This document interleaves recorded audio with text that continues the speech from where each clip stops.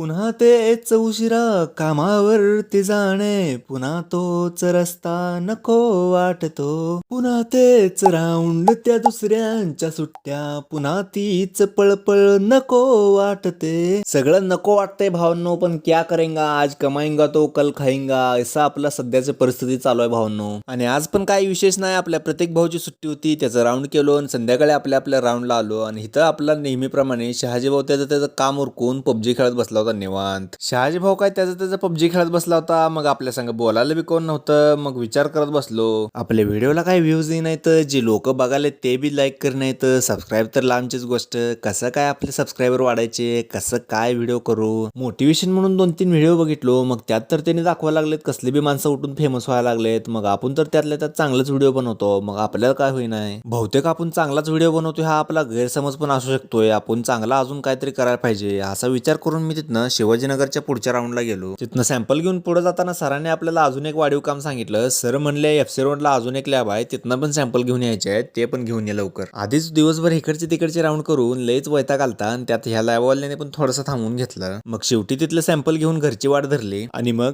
पुन्हा तेच ट्रॅफिक, पुन्हा तोच सिग्नल, पुन्हा हॉर्नचा गोंगाट नको वाटतो. भावांनो, आजचा व्हिडिओ आवडला असेल तर लाईक आणि सबस्क्राईब करून टाका. भेटूया आपण पुढच्या व्हिडिओमध्ये.